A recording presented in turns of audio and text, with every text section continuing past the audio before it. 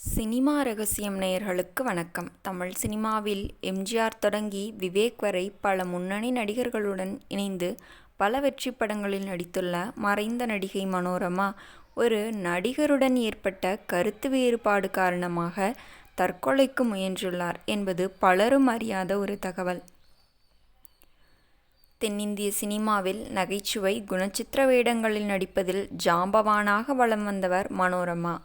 ஆச்சி மனோரமா என அழைக்கப்படும் இவர் பல ஆண்டுகளாக திரைத்துறையில் தனது பங்களிப்பை வழங்கியுள்ளார். ஏறத்தாழ 1500க்கும் மேற்பட்ட படங்களில் நடித்து ஏராளமான ரசிகர்களின் மனதில் நீங்கா இடம் பிடித்தவர் மனோரமா. முன்னணி நடிகர்கள் அத்தனை பேருடனும் இணைந்து நடித்த பெருமை மனோரமாவிற்கு இருக்கிறது. இன்று வரை பல நடிகைகளுக்கு இன்ஸ்பிரேஷனாக மனோரமா விளங்குகிறார். 1000க்கும் மேற்பட்ட திரைப்படங்களில் நடித்து கின்னஸ் சாதனையும் வாங்கியிருக்கிறார். 5000 மேடை நாடகங்களில் நடித்துள்ளார். எக்கச்சக்கமான பாடல்களை பாடியுள்ளார்.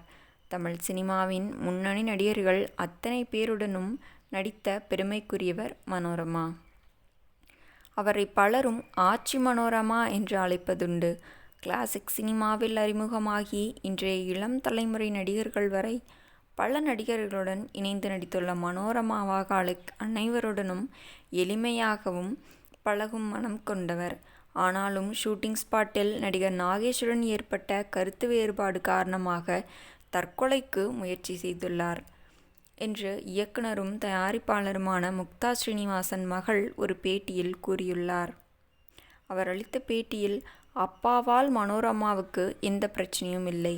நாகேஷுக்கும் அவருக்கும் ஷூட்டிங் ஸ்பாட்டில் பிரச்சனை வந்தது. இதனால் மன அழுத்தத்திற்கு உள்ளான மனோரமா தற்கொலைக்கு முயற்சி செய்தார். அதன் பிறகு அப்பாதான் முக்தா ஸ்ரீனிவாசன் அவரை சந்தித்து கேட்டபோது, இனிமேல் நாகேஷ் படத்தில் நடிக்க முடியாது, எல்லா படத்தில் இருந்தும் என்னை எடுத்து விட்டார்கள் என்று மனோரமா கூறியுள்ளார். மேலும் இதை சொல்லிவிட்டு ரொம்ப அழுத மனோரமாவுக்கு, முக்தா ஃபிலிம்ஸ் இருக்கும் வரை நீ என் படத்தில் இருப்பாய், உனக்கு ஜோடி நாகேஷ் இல்லை, இனிமேல் சோதான் உனக்கு ஜோடி என்று சொன்னார். கடைசி வரை அப்பா இதை செய்தார். நட்புக்கு எப்போதும் முக்கியத்துவம் கொடுப்பவர் அப்பா என்று முக்தா ஸ்ரீனிவாசன் மகள் கூறியுள்ளார்.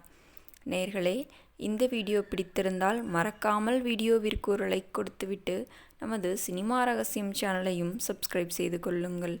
உங்கள் ஆதரவுதான் எங்களின் பெரிய பலம்.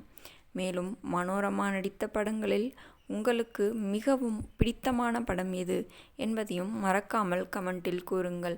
மீண்டும் நாளை சந்திப்போம். நன்றி, வணக்கம் நேயர்களே.